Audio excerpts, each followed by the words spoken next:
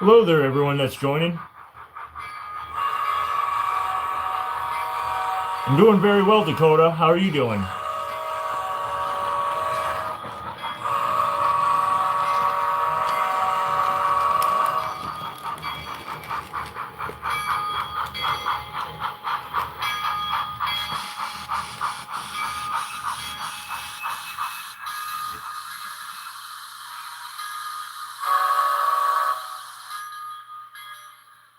Hope everyone's doing well this evening.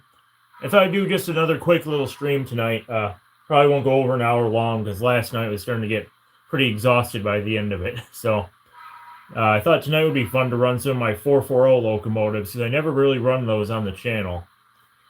So tonight we have four 440s on the track. I don't know if you can really see them. We have the Jupiter that just pulled in there. We have the Northern Central York on the siding next to it. And then the other sidings on the layout that you obviously can't see, we have the Union Pacific 119 and the Virginia and Truckee, what was it, Genoa, number 12. So I'll be changing out trains throughout the night.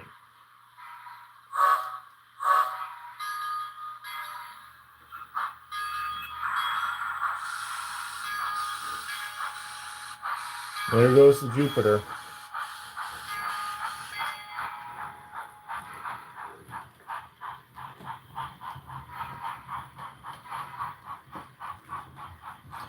Yes, my layout is DCC.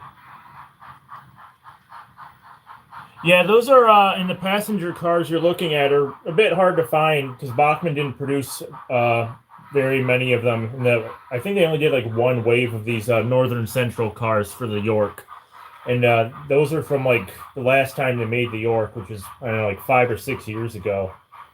And for some reason, they re-released the York recently, but they didn't re-release the coaches with it. So those coaches are very hard to find. 19 hours, Lord. I couldn't do 19 hours up without sleep like that. This is Bachmann Easy Track. I'm hoping to replace it at some point, though. Probably with, like, Atlas or something.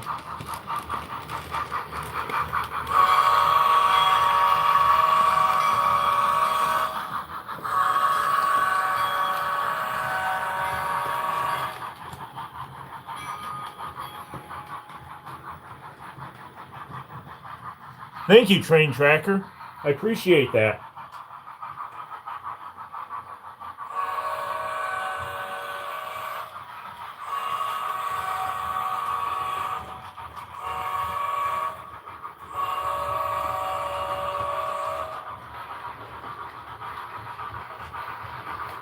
Comes the Jupiter again.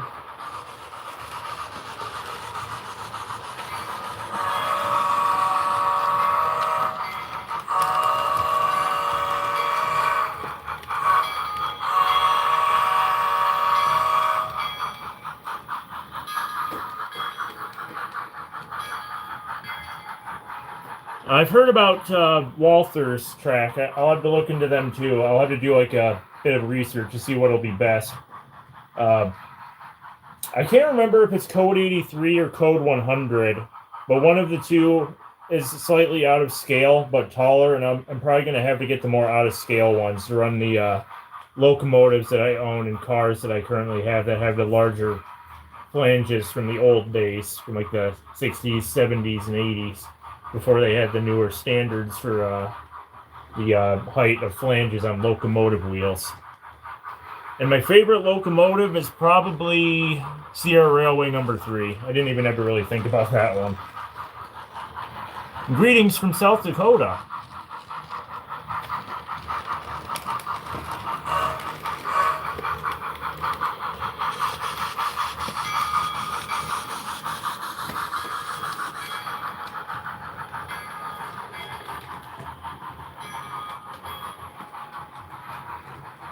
Yeah, these Bachmann 440s can be a bit finicky, but once you get the track all cleaned up and you make sure all their contacts are cleaned and everything, they're pretty decent, but they're definitely better if you put keep alive capacitors in them, though. None of the ones I currently have a keep alive in them, But I know that would make running them just significantly better, so they're not constantly cutting out on dirty track or frogs on switches.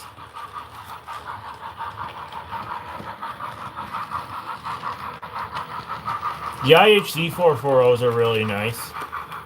And I have the UP119. It's sitting on another siding. I'll run that train in a bit. I have 4 440s set up on sidings right now, awaiting spots, because I only have one mainline track to run trains through one at a time. So I'm going to have to rotate through all of them. Maybe I'll do 119 next, since I'm running the Jupiter currently.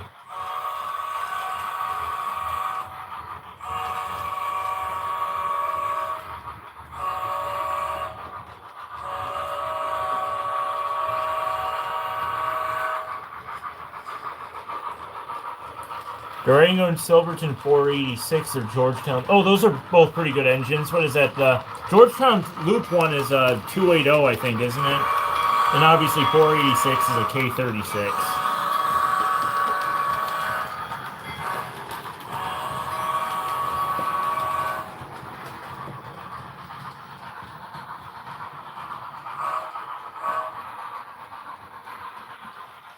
I think I'm going to pull out the Union Pacific 119 now.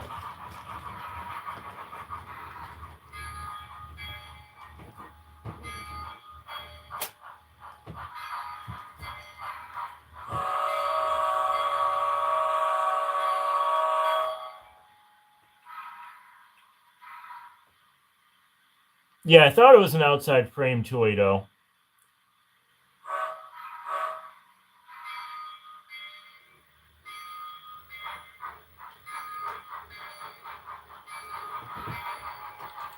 MCRR. I'm not familiar with that one, Dakota. What's MCRR number 6?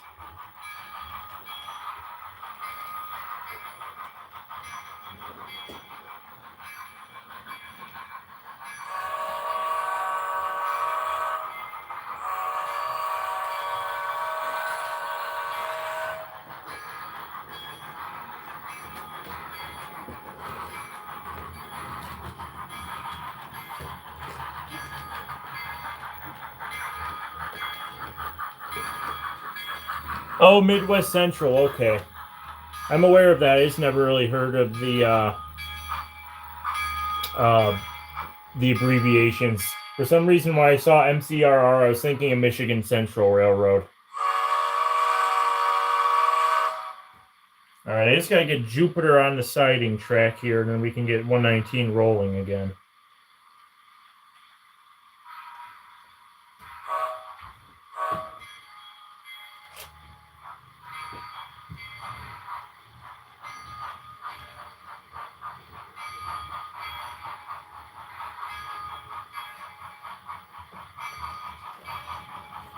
All right.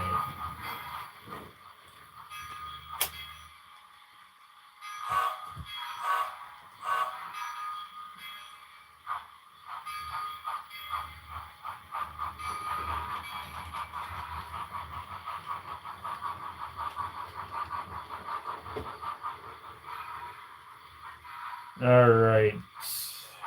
We got Jupiter on the siding.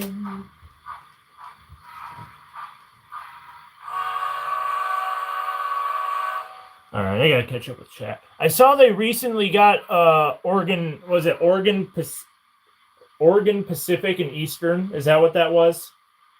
Number 19. That used to be Wairika Western 19, right? And then before that, it was McLeod River 19. That'd be really cool to see a model of that made. It's a shame that they couldn't get the original whistle that, or not. It wasn't the original whistle, but the whistle that it had when it was working for the Wairika Western. I always liked that whistle. It's a shame that they lost that one. But the whistle they got on number 19 now sounds pretty good as is, though. Oops. That's not 119. That's the Jupiter again. 119. There we go.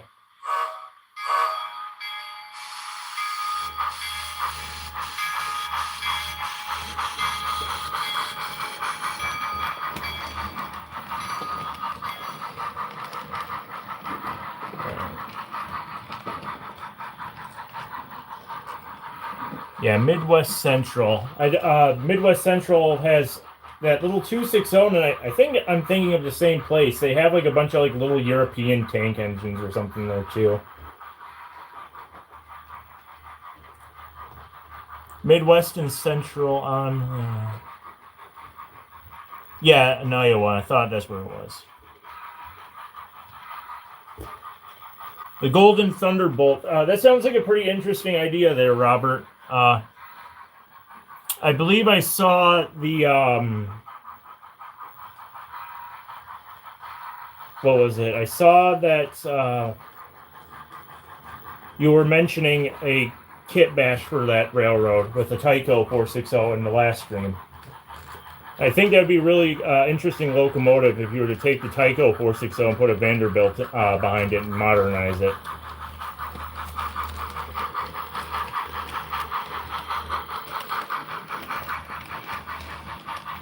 Yeah, the Wairika Western whistle is a really nice one.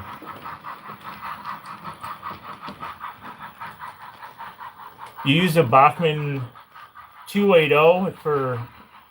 How did you? What did you do? Did you have to extend the boiler and firebox and push the cab back to make the Bachmann 280 a Mikado, or did you have did you have enough room? Let me look at mine actually. I guess you could fit a small little trailing wheel on that 280 on the Bachmann one. Be interesting to see how that looks. I think the Bachmann 280 would be a pretty good basis for a start for that locomotive, if my memory serves right.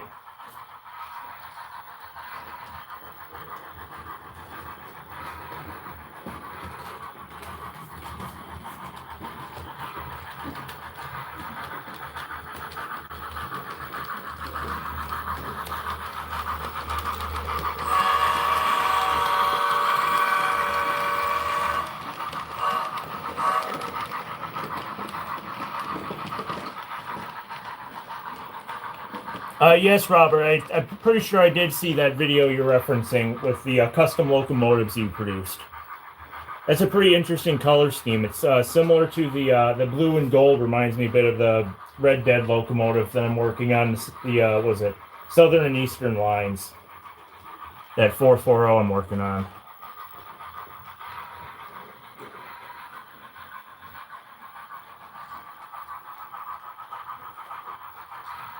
You think a desert Badlands railroad on the Inyo and Pacific, or a mountain railroad? For 4x10, I feel like you would probably want to do something with mountains because you can get a lot more. Well, actually, it really depends. If you want to do more switching, you're going to want more of a flatter layout just so you can fit all the track on a 4x10.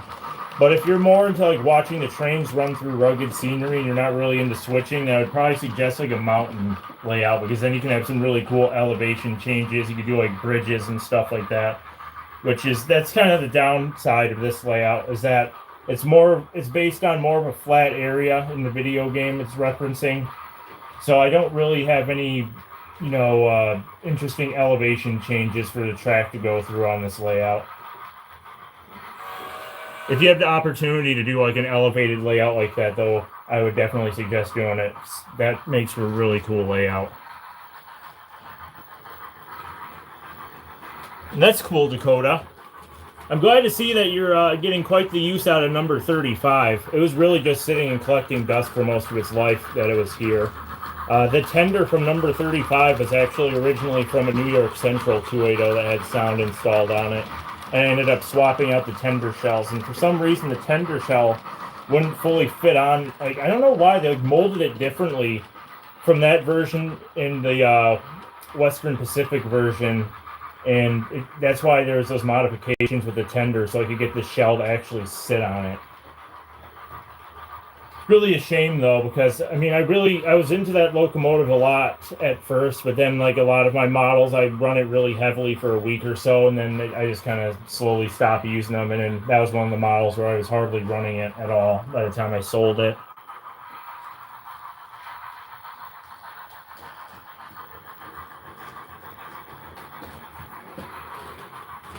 Oh, you just took a truck from Tycho Prairie? That's a good idea.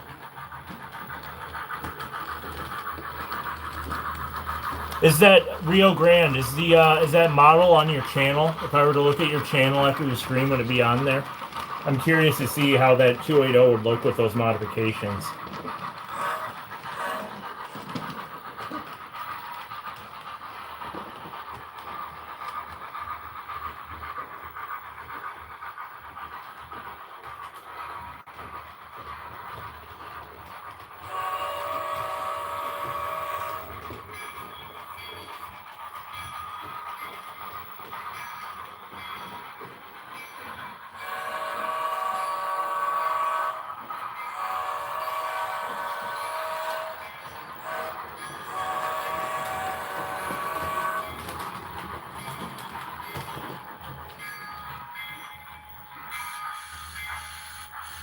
I hope you have a good night there, Andy. Nice seeing you.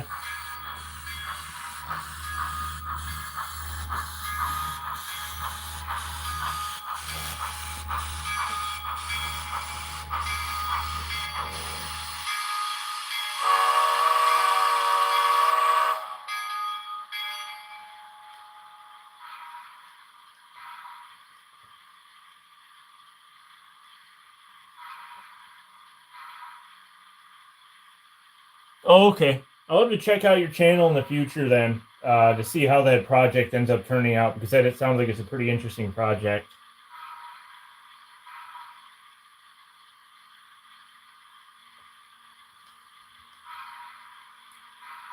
Oh no, I'm glad it's. I'm fine with you mentioning that, Dakota. I'm actually glad you do, because I'm really happy that the engine is working out for you.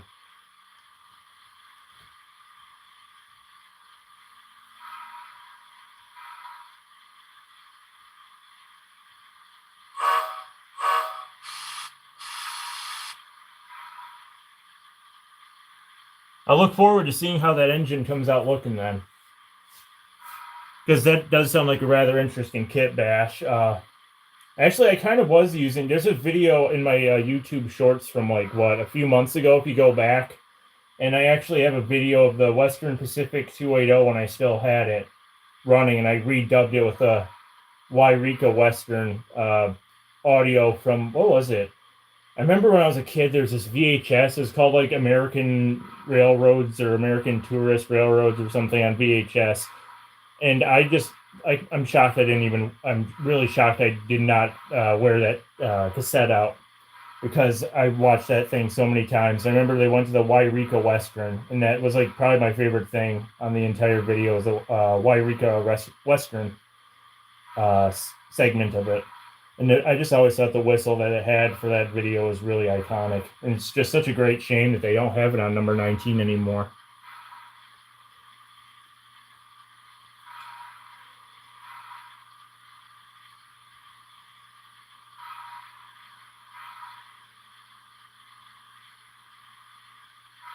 Yeah, it'd be cool to see that layout whenever you finish it.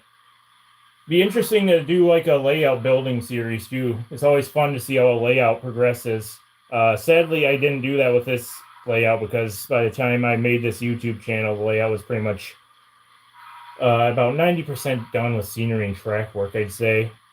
There's a few things that have since changed since I've created this channel, but for the most part, this layout has been in a finished state since I've been on here. There may be a few modifications in the future. I don't know. I'm still trying to figure that out, given the space that I have to work with. I don't want to overload the table, too many sidings and industries and scenes. But it would be nice to try and get a little bit more of, how do I put it? A little bit more of like a switching aspect put into this layout, so I can have more of a diverse operating session with this layout, other than just watching trains go in circles, which is pretty fun as is, but sometimes you want a bit more than just trains going in circles.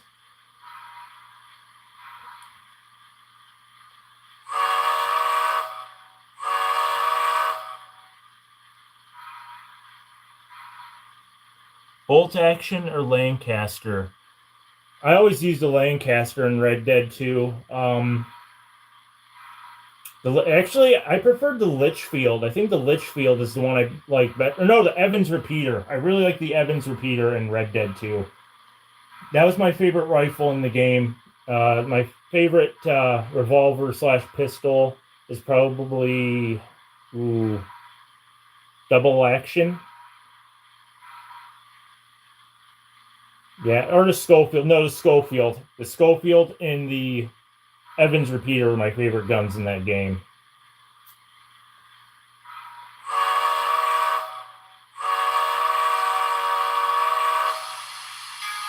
I think it's time to put another engine on the tracks. All right, it's nice seeing you, Griffin. Hope you have a good evening. I think we'll run the York next. That's on the siding right next to the 119.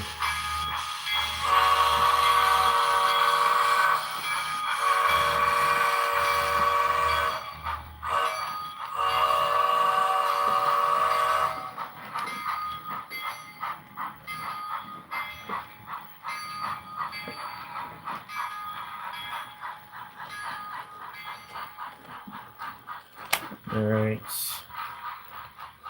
What was I doing? The York. That was number 17, I think.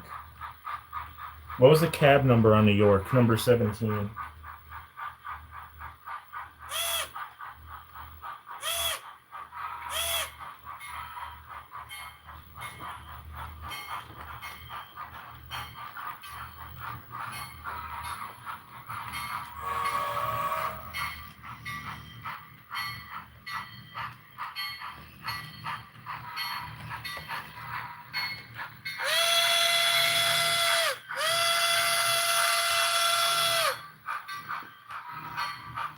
Howdy, Joel. How are you doing tonight?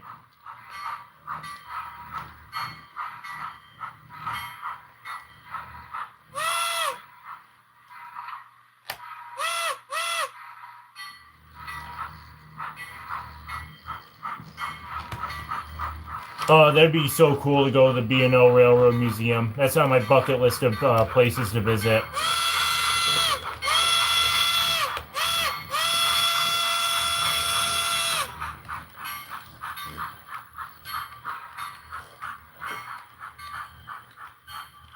The William Mason is there too. I'd really want to see the William Mason locomotive there at that museum as well. What else do they have there? They have like I think they have the Lafayette there, the replica of Lafayette's there. That'd be pretty neat to see. And so would they have like a little 260 as well. That's from like the 1870s. I can't remember that one's name though. That'd also be pretty cool to see. What locomotive has to go on that siding? 119.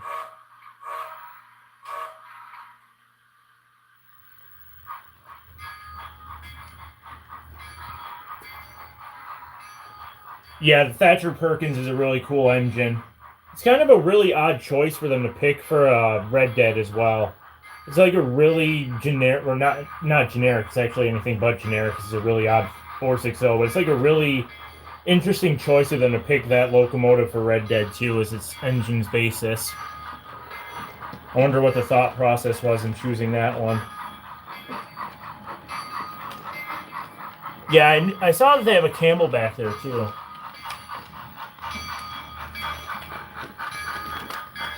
The Lionel T1, that's pretty sweet. We were just talking about that in the chat last night. Red Oak was talking about it, I think. That the Lionel T1 has like some sort of wheel slip function on it, I think.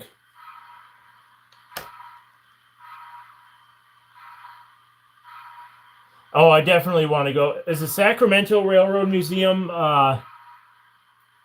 is that the same? Is that the same as the California State Railroad Museum with like all the Virginia, Truckee, and Central Pacific equipment there? Because I'd absolutely love to visit the California State Railroad Museum too. And $9.99 would be cool too. I think that's at the Smithsonian, as far as I'm aware. Don't quote me on that, but I'm pretty sure it's at the Smithsonian. And I really would love to see the General and the Texas in person as well.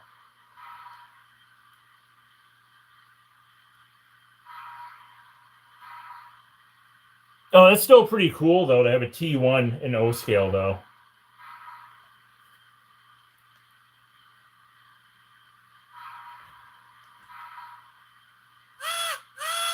I really wish I had the space for O scale. I really do. I only have 2 engines, and that's probably all I'm going to be able to fit with the current space that I have.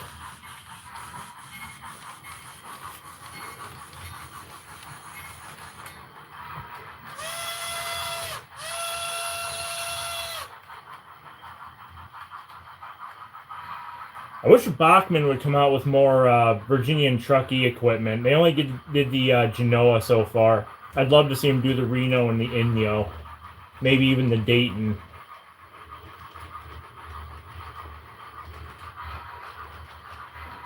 Ooh, 4501's a pretty neat engine. Aren't they considering... Is it 4501 they're talking about repainting or are repainting into like Southern Green?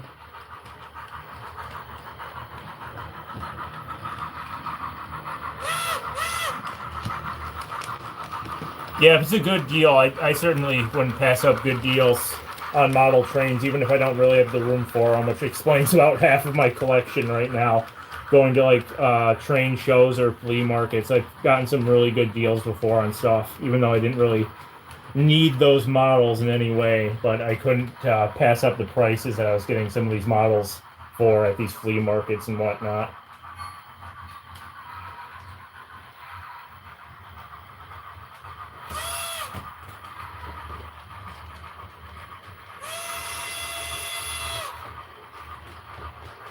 I like the old Lionel stuff too. I mean, don't get me wrong, some of the newer stuff is pretty cool with their functions, but the older stuff I'm kind of preferential towards. Like, I like a lot of their post-war stuff, and a lot of their stuff from the like 70s and 80s is pretty neat too.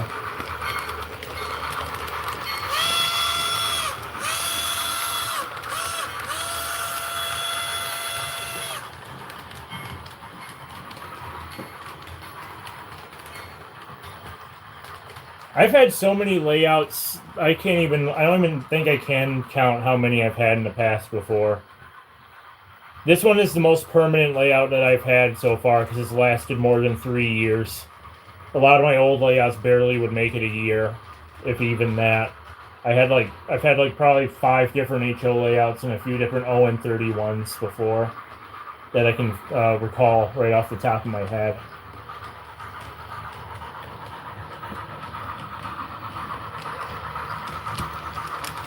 Oh, that would be amazing if they made that. I would totally buy that if they had it with the Wairika Western 19 livery. I am a massive fan of it when it was working on the Wairika Western.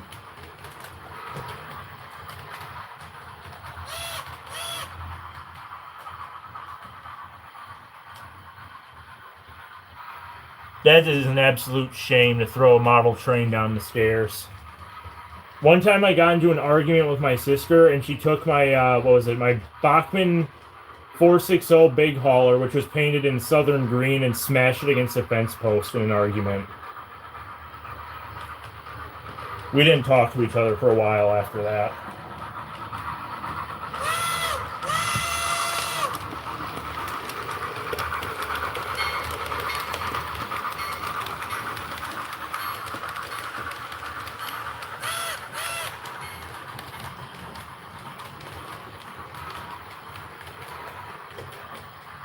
Yeah, it's pretty cool when it was working for the McLeod too. Wasn't there rumors that number 19 was like allegedly shot up by Mexican revolutionaries because it went and worked in Mexico for a while and they came back with a bunch of bullet holes in the cab? Is that the engine I'm thinking of that had those rumors attached to it?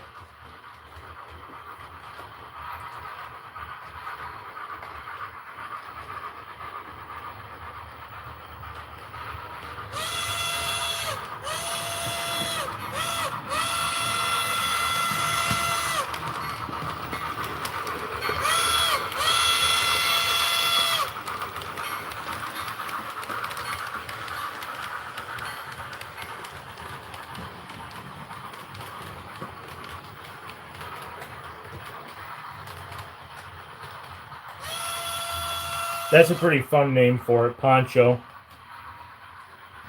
It reminds me of that Western I saw Pancho Villa in it.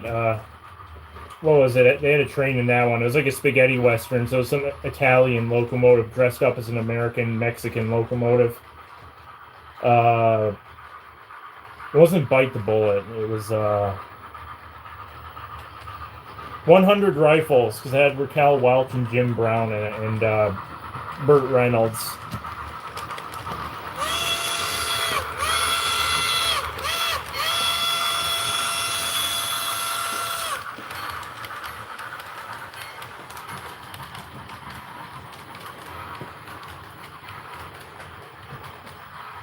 Oh, this is so sweet. I'd love to have a builder's plate or like a locomotive number plate to display in my room somewhere. I do have a spike from the Durango and Silverton Railroad, though. That's the only like memorabilia I have is like this old spike that somebody painted gold they pulled up from the Durango and Silverton.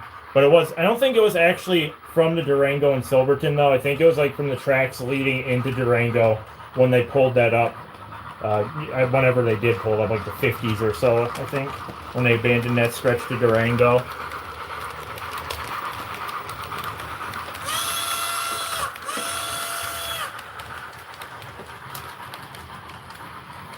Murder Express. I have a poster of that movie. I love that movie. It's got Christopher Lee, who, if anybody, that might be recognizable name to people in here. He was Count Dooku and Saruman and Willy Wonka's dad. He was in that, and then he was in that with Peter Cushing, who was Grand Moff Tarkin in Star Wars as well.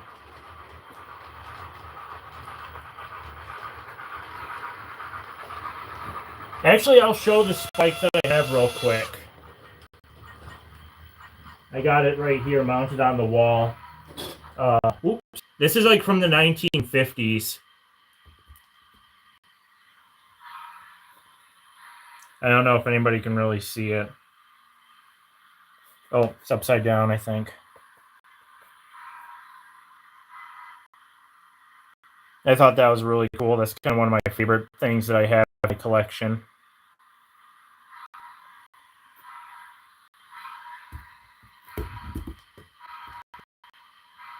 There we go. I gotta put that back. Yeah.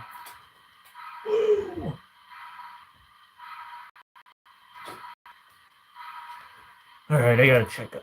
Yeah, he was also Count Dracula. He was Frankenstein, I think, at one point. I think he was Mummy. He had like over 100 or like way over 100 films, but he was a really iconic actor. He's one of my favorite actors, Sir Christopher Lee. It'd be cool to visit the old McLeod Railroad, McLeod River.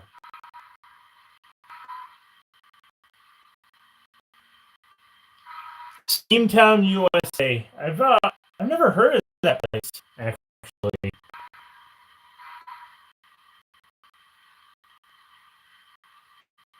Nice seeing you, Chassie. Hope you have a good evening. I've never seen Emperor of the North ever. And that's probably like a sacrilegious thing to say for being a rail fan and into trains, but I've never seen Emperor of the North. I literally just watched The General or not The General. I've seen that one before. The Great Locomotive Chase that Disney did. I just finally watched that for the first time like 3 days ago. I thought it was a pretty good movie. They had William Mason and the Inno in that, I think.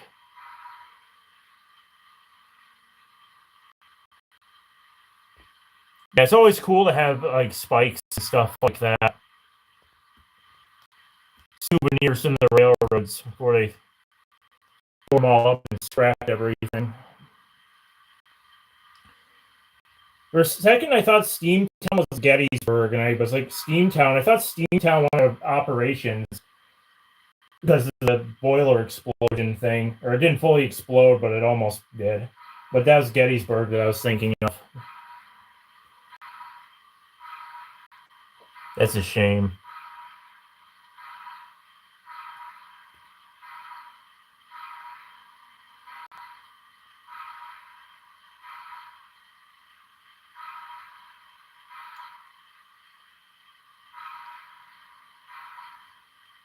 I'm not sure what it was. I think it was a 462 Pacific that almost blew its boiler. I think like the crown sheet failed or something. Which actually reminds me, I just read about a crown sheet failure that happened in my hometown last night. Logging engine, a Heisler. I don't think they had enough water in the boiler, and the crown sheet failed and almost killed the engineer and fireman on a logging train. And it threw the fireman. The newspaper that recorded the incident said that the fireman got thrown clear out of the cab by the explosion. And then the engineer only survived because a piece of metal from the boiler or something like flung and hit him and like the cab wall. and it protected him from like essentially all the shrapnel that came back from the boiler's backhead in the cab. And then he like climbed out of the locomotive and like ran back into town, which was like 5 miles away from the logging camp. And it was like in the middle of the night. Yeah, the logging railroad. The house I live in is like half a mile away down the road. It was like an entire town that's a ghost town now. That logging railroad stopped at and served. And then they abandoned it in the 30s because they logged everything out. That poor little Heisler.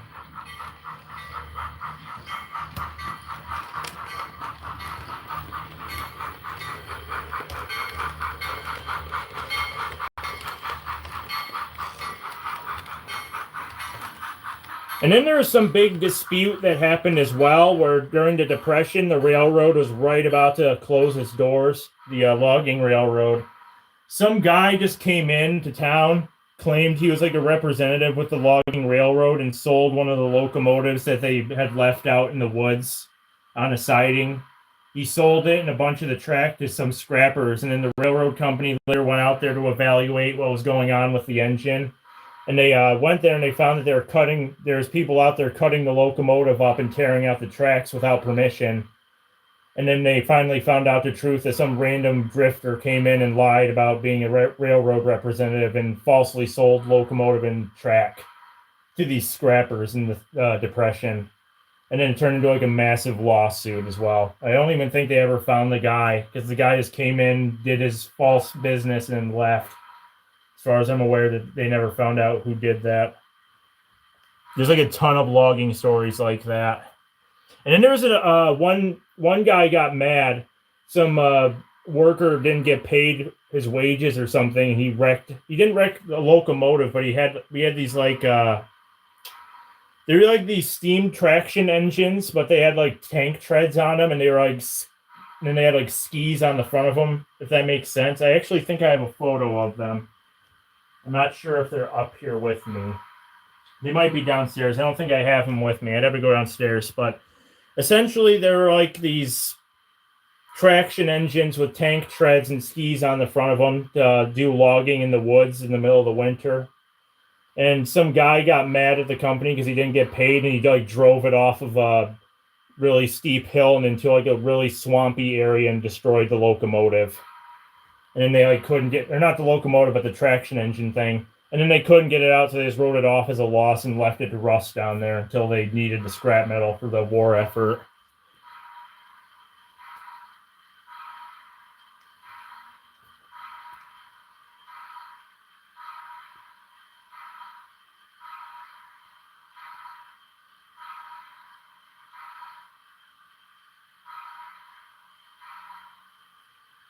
What was McCloud River number 21? I've never heard of that locomotive.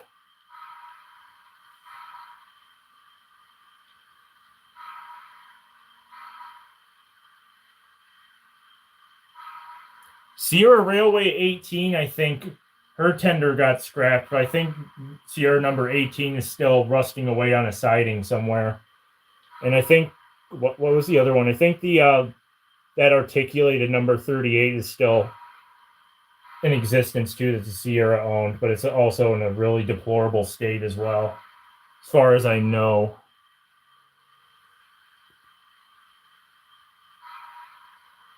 Yeah, the Skookum. I saw the video about the Skookum. That was a really cool story. Hello there, Alexander.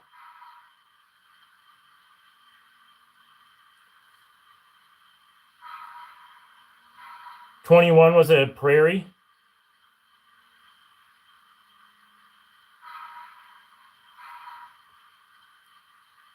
Oh, you own number 38? That's interesting. I didn't know it was at the Oregon coast. The last I saw of it, it was like rusting away somewhere. It's really cool that Oregon coast has it now, though. I'm doing well, Alexander. How are you doing?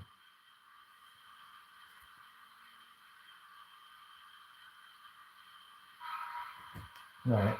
I'm going to run one more train round, and I think that's going to be the end of the stream. I'm going to get this engine off the tracks.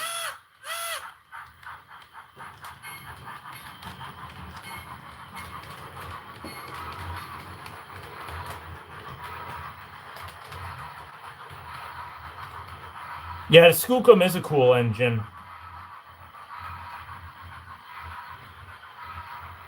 Joel, how did you guys come into acquisitioning the Sierra 38? Who owned that before Oregon Coast acquired it?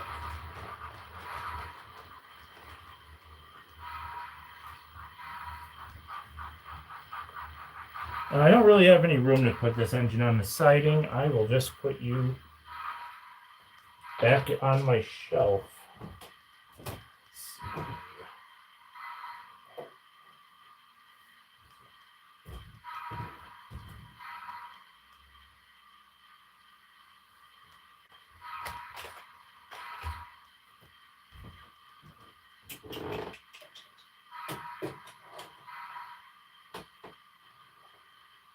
Key.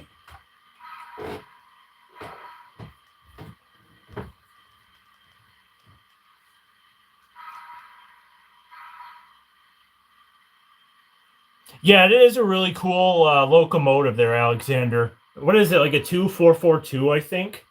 You didn't really see a lot of small articulateds like that, and I just thought they're so cool because of that.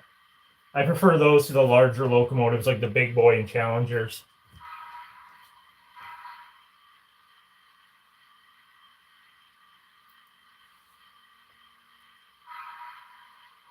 Well, that's cool that they have Sierra 38. Where's Skookum now? I wonder, I mean, they'll probably never get number 18 running again, but that Sierra 18 was a bit of a movie star in its own right because it was featured in a few movies in like the, what was it, like the 30s and 40s when the Sierra 3 was out of service. I think it was in My Little Chickadee was one that I can think of. Duel in the Sun was another one that number 18 was in. She's a bit of her own movie star for a while there.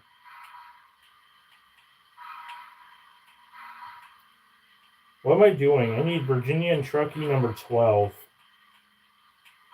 I just blew right past it. There it is.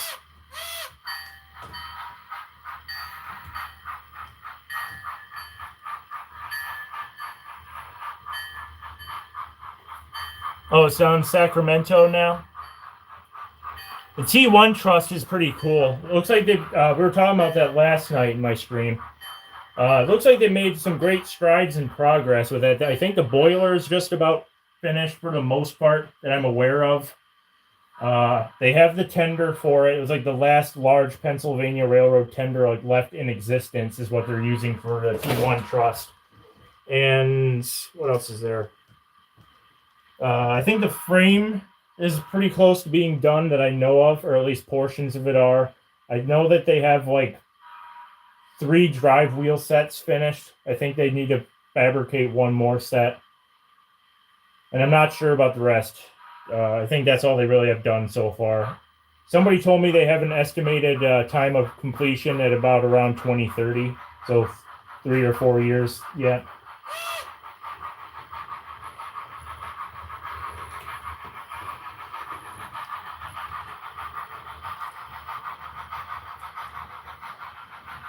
Oh, that's cool. Yeah, I like having the camera in first-person view, so it feels like you're rail fanning on my layout, so you feel like you're there. I tried a few different other streams with the camera showing the whole layout, bird's eye view, but I didn't really think that looked as good as this angle.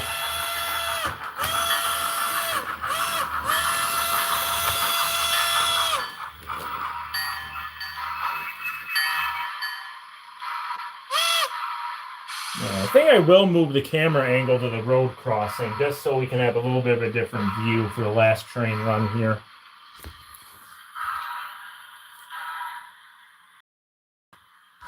I always like watching trains at this crossing. You can see John Marston from the video game there. The largest locomotive I have is a 282 Mikado that IHC made.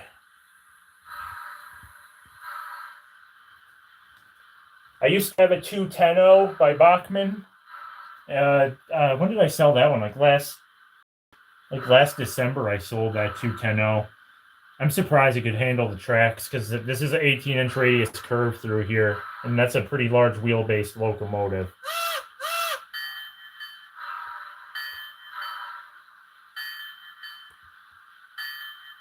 Thank you there, Apricot.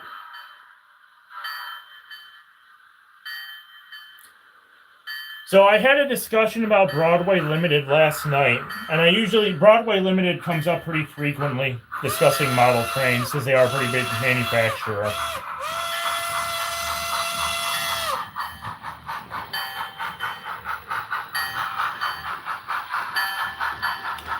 And my deal with Broadway Limited is they have left a really bad taste in my mouth after the last purchase I bought from them. I bought from them an Atlantic E6 442 Pennsy locomotive. And the locomotives they produce are beautiful. They make some really, really detailed looking models. Like, physically, the locomotives are gorgeous. And as far as I'm aware, their mechanisms are pretty solid. My issue comes from their decoders. Because the E6, when I bought it brand new, burned its decoder out, and, that's not really acceptable for a $500 model, and that just left a really bad taste in my mouth, and I really don't see myself buying another Broadway model. I did have one of their N-scale 462 Pacifics with, I think, Paragon 3 or 4 was in that one. And, for N-scale, it's pretty good, but I just prefer other locomotives. And they don't really produce Broadway doesn't really have small locomotives either. They make mostly bigger locomotives from the Pennsylvania Railroad, and what's the other one they like doing? Like Santa Fe as well. I primarily modeled 19th century, so Bachmann and Athearn are typically my go-to for small steam. But a lot of my engines I've been working on are custom locomotives, so to make a lot of the locomotives I want, you have to do it from kit bashing because a lot of them aren't commercially available. But, I'm not going to... I don't have issues with people liking Broadway because, when the engines work right, and if you like the sounds, more power to you. They're just not for me, though. I prefer Bachmann and Athearn. I just wish that they would... they have DCC ready now, which is a nice thing. But I wish that they would just change over their Paragon sound decoders to like Wow Sound or something like that, or Tsunami even.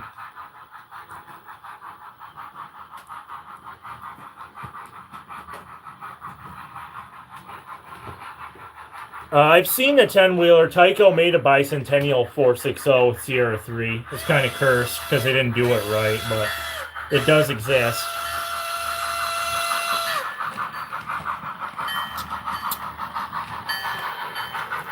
Oh, the 700. Is it 700, the SP&S locomotive? And then I'm sure BLI does really good with making the models themselves. They are gorgeous models. I'm just not big fans of larger steam, and I'm just not a fan of how their decoders and smoke units work, because some of their smoke units are a bit iffy. There's a lot of people that reported in the older locomotives that the smoke units would melt the boilers. But I think they have since gone to more die-cast metal for their boilers, which isn't much of an issue now, though. Opinion on the Pennsy duplexes. I can't remember what those are off the top of my head. But I'm not a huge modern steam fan, but I am kind of a bit inclined to like the Pennsy, though, because that's the railway that went through my hometown. I'd have to look at the engine, though, to give it my actual opinion on it, though. Actually, I think I do remember the duplexes now. Those were pretty neat. Yeah, I remember what they are now. Those were pretty neat engines, actually. What version was it? Oh, Joel, I assume you're talking about the E6. Because it had Paragon 4 in that E6. And I think it was Paragon 3 or 4 in the Pacific that was an N scale. What is my favorite Arabian horse? I like the white Arabian horse that you can tame. That's like up in the mountains in Ambarino. That's kind of like the one that Dutch has named the Count. What railroad And number is Mikado I have. It's Durango and Silverton 482.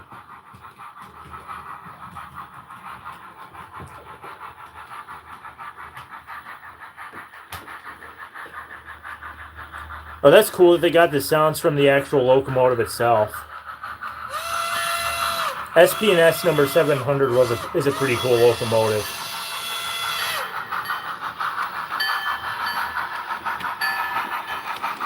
Yeah, the Broadway Limited 280 is pretty nice, but it's a really, really similar model to Bachmann's 280.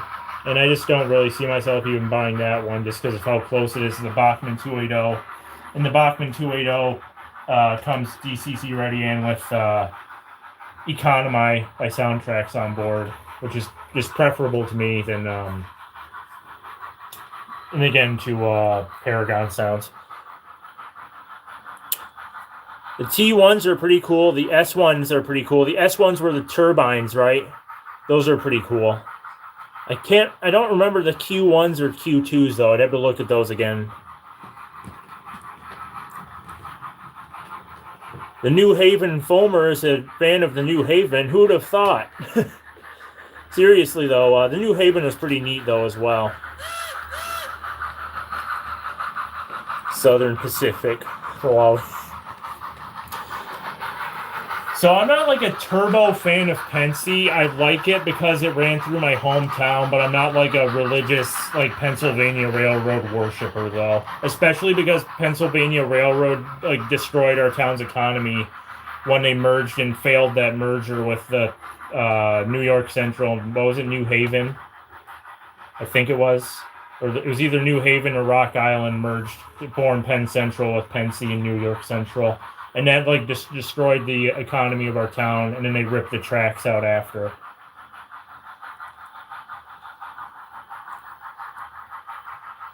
It's nice seeing you, New Haven. I hope you have a good evening.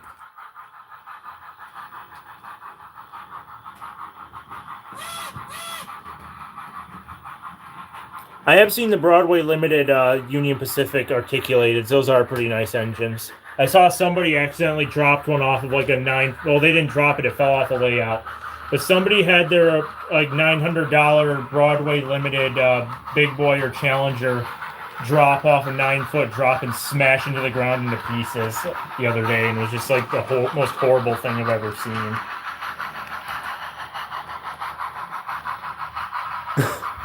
Southern Pacific is a pretty cool railroad. I don't really have any specific railway supremacy, to be honest. I kind of like all of them.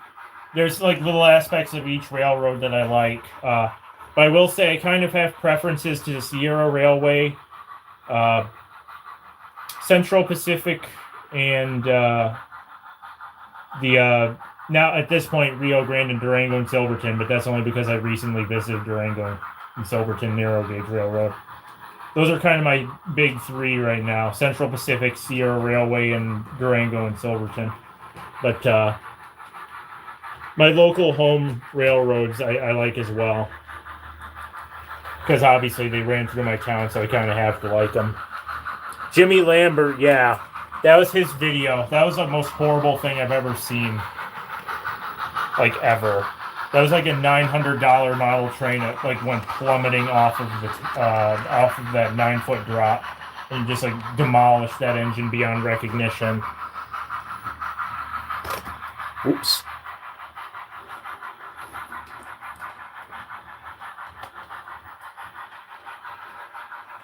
That would be cool if there was pieces of the boiler that were just sitting out there in the woods. I'd have to look at the railroad track maps. There's actually remnants of the logging railroad by my house that are like rusted away and overgrown in the woods because they just disconnected it from the main line, but they didn't bother tearing up the rest of it during the Depression era for some reason. So there's still like rusty rail lines and like rotted out old trestles crossing the rivers nearby as well. McLeod, OP&E, and SP. Those are all good choices, Joel. You can't go wrong with any of those railroads, especially those two short lines. Yeah, I would burst into tears if any of my models fell like that Big Boy or that Challenger did in Jimmy's video.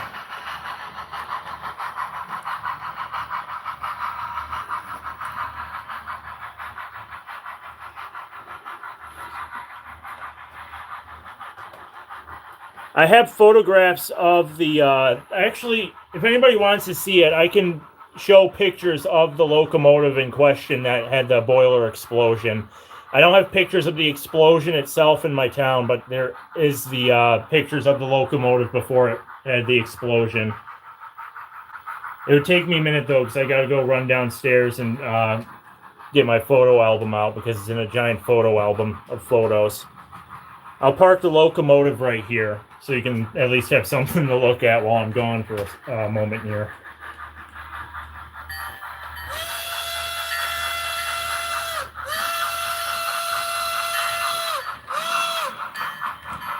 No, I have not visited the Sumter Valley Railway. So far, the only railway I have visited is the Durango and Silverton. All right, I'm going to mute my mic and I'll be right back with those photos.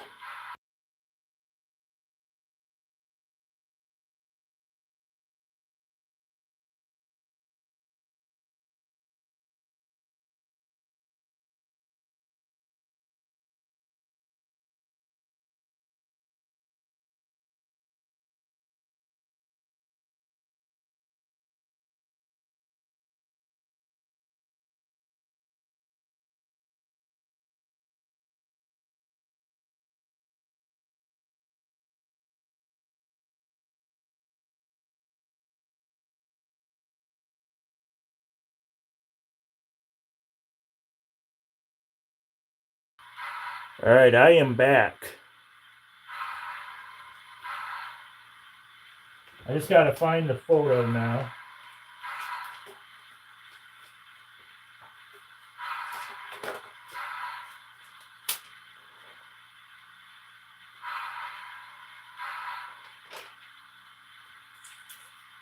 I need Heisler number 1. Where did I put that photo of Heisler on? Actually, I do have pictures of other derailments in my town as well, though. I just don't have pictures of the crown sheet failure on that engine.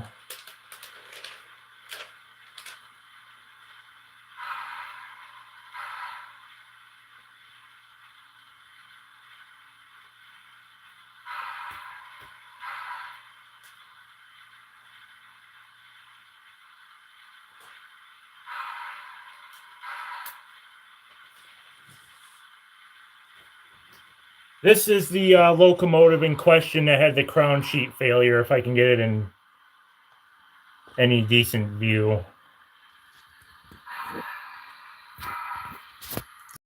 I think it was built in like 1901. So what happened was the crown sheet failed and it blew the back end of the boiler out. The fireman was thrown out of the cab or the window.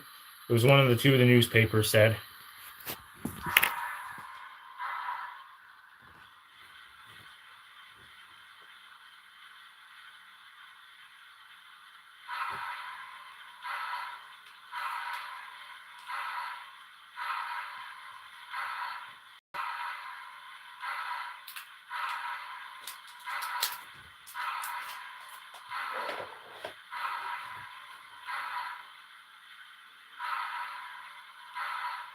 Yeah, there's a lot of stuff out there that that got left behind after the logging era ended.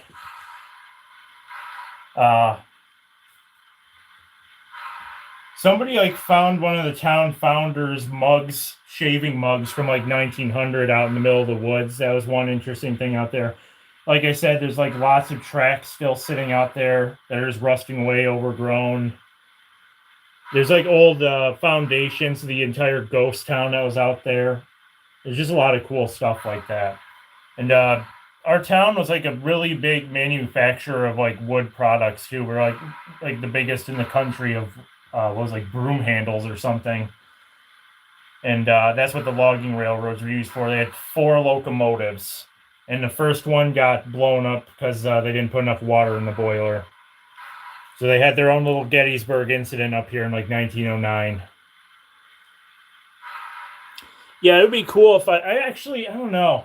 I was thinking I really wanted to build a layout of my hometown where I'm from, but I just couldn't really get into the motivation of doing it, primarily because I knew once I started working on it, I'd get really, really like obsessive and OCD with it. And I mean like literal OCD, not like joking OCD. Like I am a perfectionist when it would come to something like that. Because if I'm going to make a model of my hometown, like literally every detail would have to be perfect or I would go absolutely nuts because I would intend to display that.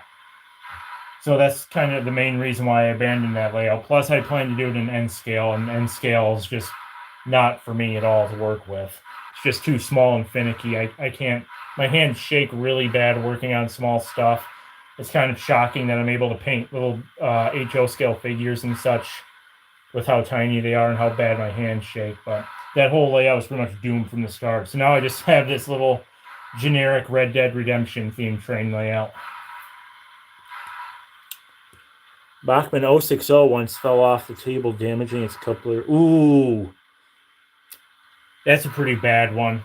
Do I have any notable acts? Oh, I had a Bachmann 260, an ON31 that plummeted off the table because I was like, how old was I? I was probably like 10 years old. I was playing with one of these Hawthorne Village repaints of the Bachmann 260 and ON30.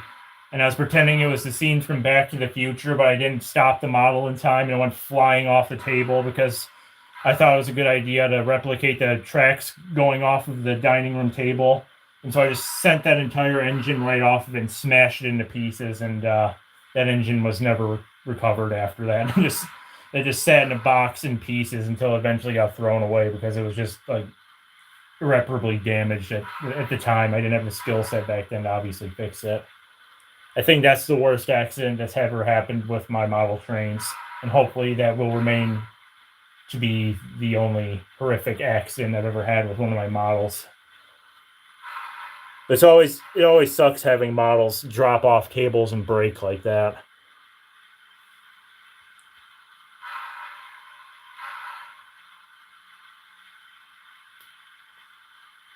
Yeah, it absolutely demolished that model. It was accurate to the movie in the way that it wrecked the locomotive going off the table like that.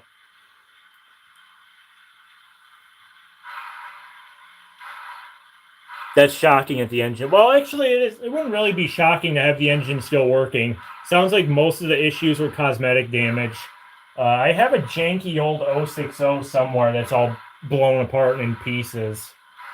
I was hoping to use that for a Back to the Future 3 video, and I was going to use that as a stunt double for my model of Sierra 3 to throw off of a bridge outside, but I never got around to it, and the wheels and motor are all seized up now, so it's unusable anyway. But I still do have the tender for that engine, though. Actually, I have the 060 tender right here. I don't know where the engine itself is, but I still have the tender for that 060. Oh, I just knocked over John Marston. Sorry. Oops. That's all that remains of it for now.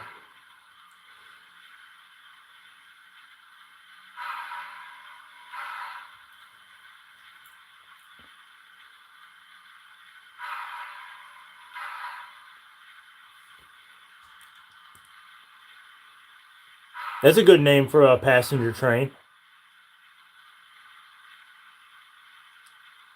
Reminds me of the, what was it? There's another passenger train that had a similar name. It was like the Spirit of something, and I can't remember what it was now. I just had it and I forgot. But that is a good passenger train named Robert. Ex-Weyerhaeuser branches. Oh, that's cool that they still have Weyerhaeuser running. Is what's the other one? Is I know the Sierra Railroad was like connected to it. Is the what's that other logging company? Pickering. Does Pickering have any like the Pickering branches or anything still in operation these days, or is that gone now? Because I know they're like connected to the Sierra Railway. There's Pickering, and then there's another one too that was also connected to the Sierra. Some other logging company. It was a really big one too, but I can't remember what the other one was though.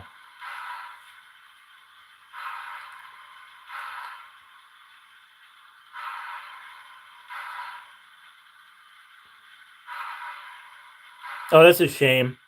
You could probably fix the leading truck depending on how it fractured, though. Like if you just glued it back together and then use like a piece of styrene to brace it together, you could probably reuse it.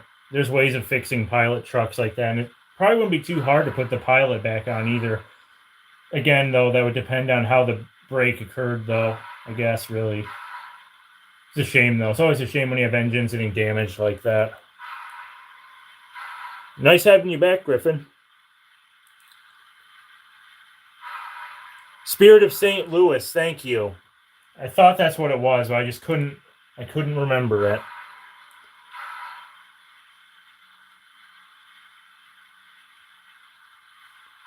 Yeah, they had a lot of cool passenger trains back in the day. I don't think Amtrak has many passenger trains now. They have the California Zephyr, the Southwest Chief, the Empire Builder, City of New Orleans, and there's one that goes out to New York and another one that goes to Washington. I think it's called the Cardinal or something. And there's one that goes into Grand Rapids, and that one is the Pure Marquette. Actually, I guess they still do quite a few passenger trains, named ones then. Not nearly as many as they used to have back in the railway's heydays, though. Back before Amtrak. Oh, that's cool. You have a lot of locomotives there at the Oregon coast, then. Should probably fix this little feller who fell. Stay. There we go. Off screen, we had a horse fall over. Yeah, it sounds like they have a lot of equipment there. But that's really cool, though, that they have a lot of equipment. Is the Shay in operable condition, or is it just like on display or something?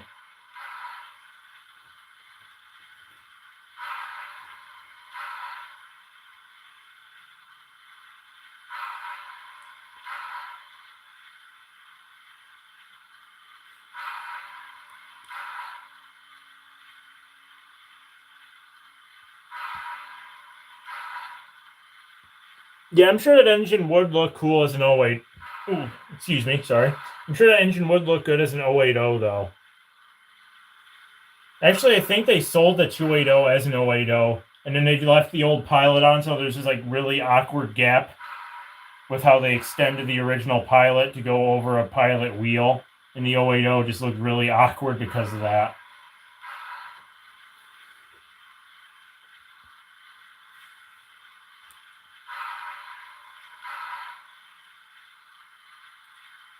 Oh, is it all rusted up? Is it in need of like in need of physical restoration?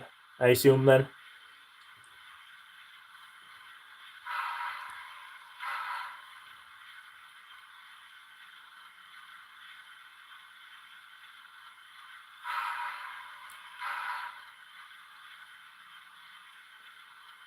Bachmann's K4s were always pretty nice engines. The newer releases are really nice. They have TCS Wow Sound on those newer ones. They have what? I think they still have both the pre and post war versions. I always like the K4s. I really wanted to buy one for this layout at one point, but I don't think they would be able to take the 18-inch curves very well. I think those are like recommended for 22-inch radius curves at minimum.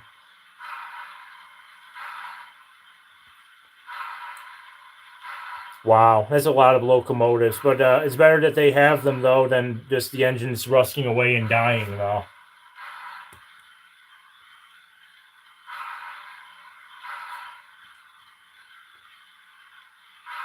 I think we're going to run this 440 a couple more laps, and I'm probably going to call it for a stream because it seems like about after an hour and a half of the streaming, my brain just starts to melt and I like no longer can form coherent sentences. So.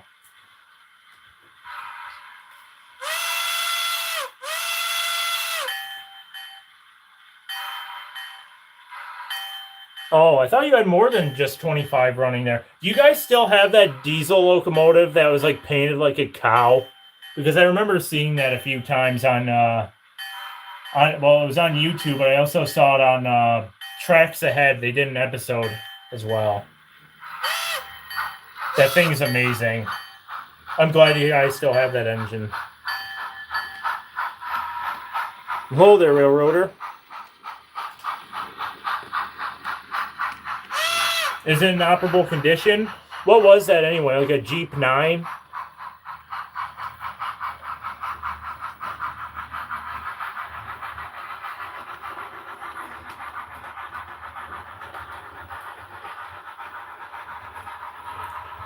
I'm doing very well, Railroader. How are you doing tonight?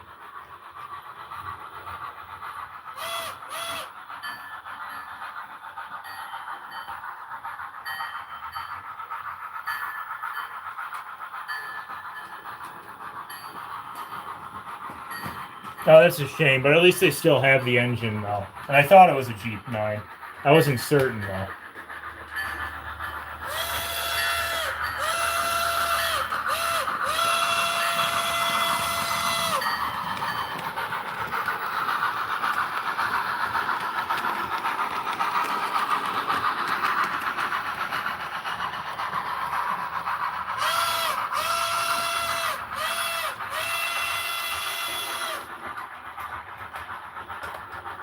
This layout is 4 foot by 6 foot.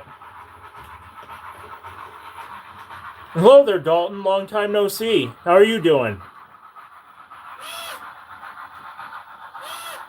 Is that 440 number 7 still treating you well?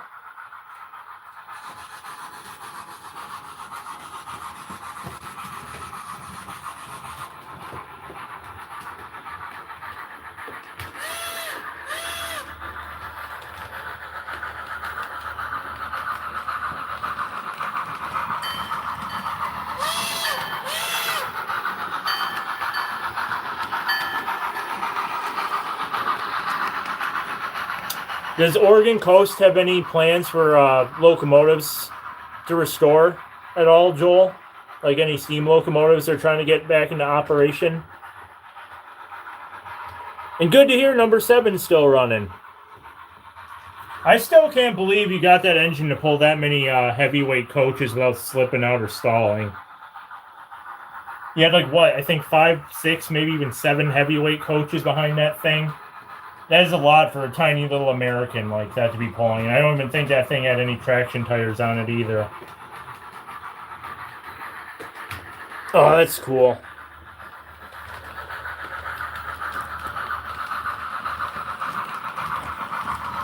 None of these engines have Blue Nami. These are all Economy by Soundtrax. And the ones that aren't Soundtrax have TCS Wow Sound installed. And then I have one diesel locomotive that I own that has,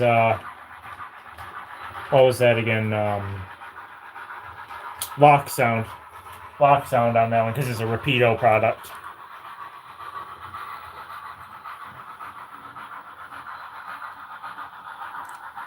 Paulson logging number 90. What type of engine is that? Is that like a Mikado or something? Or a Consolidation or a Prairie? And 7 80-foot heavyweights. That is shocking that that little 440 pulled all that. That is crazy.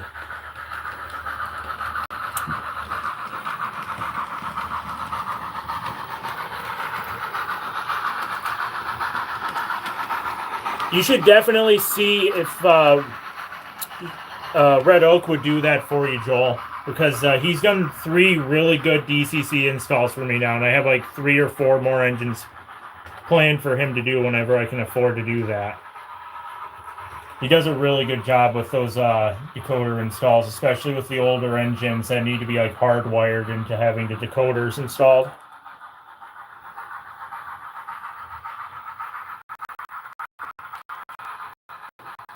Oh, that's so cool. You have live steam. I really want one of those AccuRap, like, what are they, like C19s, I think. Those 280s. Those live steam 280s are really cool. Then again, I probably wouldn't do very good with maintaining live steam engine, though.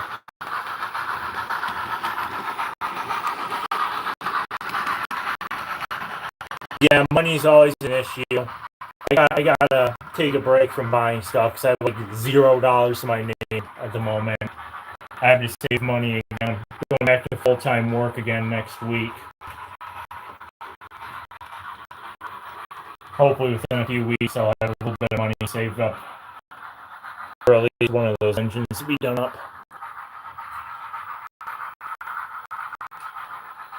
The Nathan 5 would be really nice on that engine. What sound would you want installed? Because there's some pretty good sound sets on Wow Sound, but there's a lot more variety. I think Wow Sound, to me personally, it sounds the best. It sounds the best. Sound whistles and bells sound the best. They sound more real. But Tsunami has a lot more options than Wow Sound, though, at this point. And there's also Lock Sound where you can custom program sounds too. Because Red Oak and I were talking about that. We're gonna see if he could borrow what's his name? Peter's Lock Sound programmer. If he's able to get that, he's able to borrow that from him. We want to try and get the Red Dead Redemption locomotive sounds ported from the video game directly into my model, so it sounds the exact same as the video game.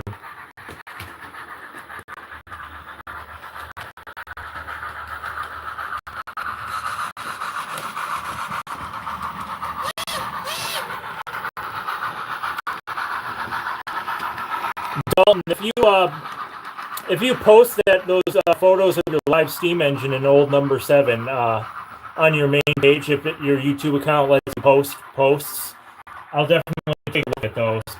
I'd love to see how number 7's doing. Is it still lettered as the railway that it was lettered when I had it? Because when I bought it, it was lettered for like Solomons and something, and I was going to change it, but I never did. So it'd be interesting to see if you ended up changing names.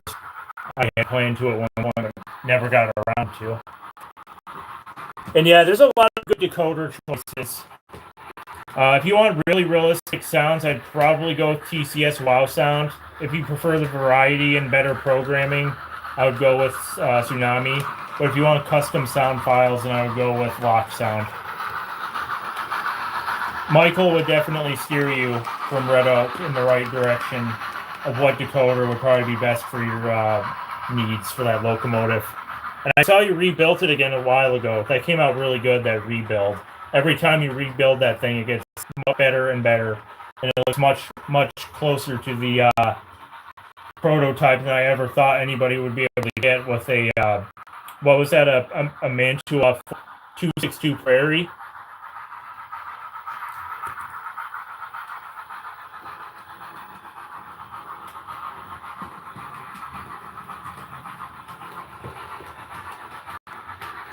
Okay, yeah. I always planned to re-letter it as well, but I never got around to it.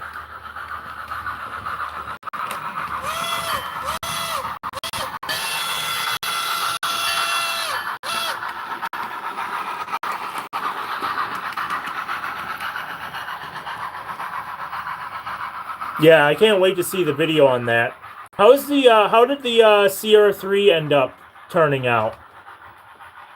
Because I believe you did that for a commission, right?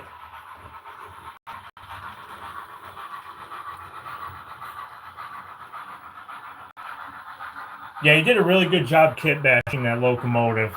I really got to get... I was thinking I'm going to try and put some custom wiring... Or not wiring, sorry. Custom piping on the CR3 that I have now. Because the custom piping you did on your model of number 3 looked really good. It was a lot better than the molded on pipes. So I think one of these days I'm going to try and get some brass wire that I have, cut the shape, and fit it on number 3 and give it some new brass piping.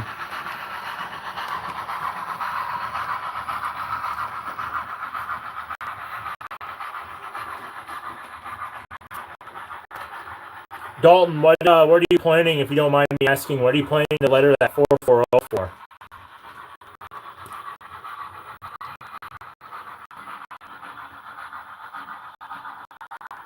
I would definitely appreciate that, Joel.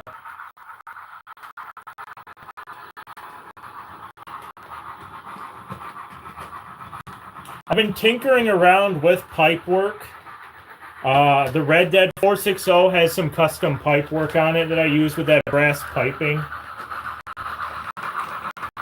So hopefully it wouldn't be too difficult to do with the Sierra 3. I think I'm probably just going to end up tracing around the, I'll probably just literally, I don't know if it's really necessary for me to take a hobby knife and cut off all of the original pipe work, because the wiring I'm going to use for the piping is really, really thin.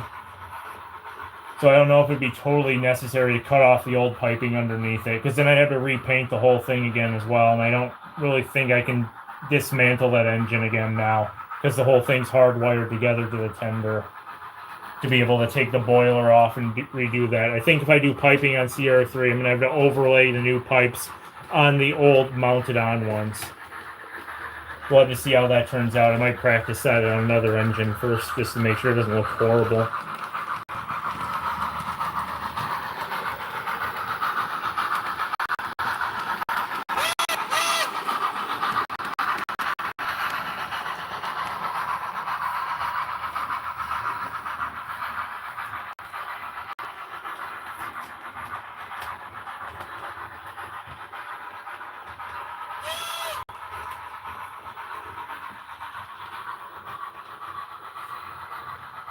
I think one more run by, and that's going to be the end of the stream for the night.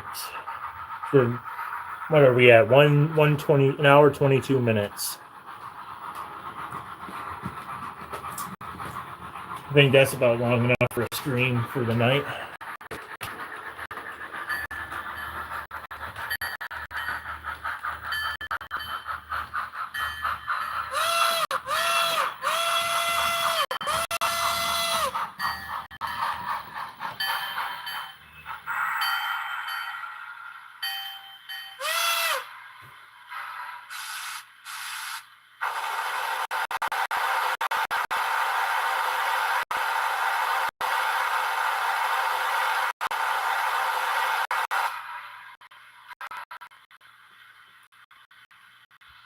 I'll check chat one more time, and I think this is going to be the end of the stream.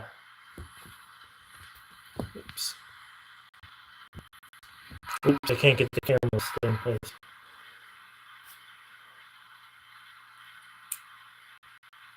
All right, I think this is going to be the end of the stream for tonight.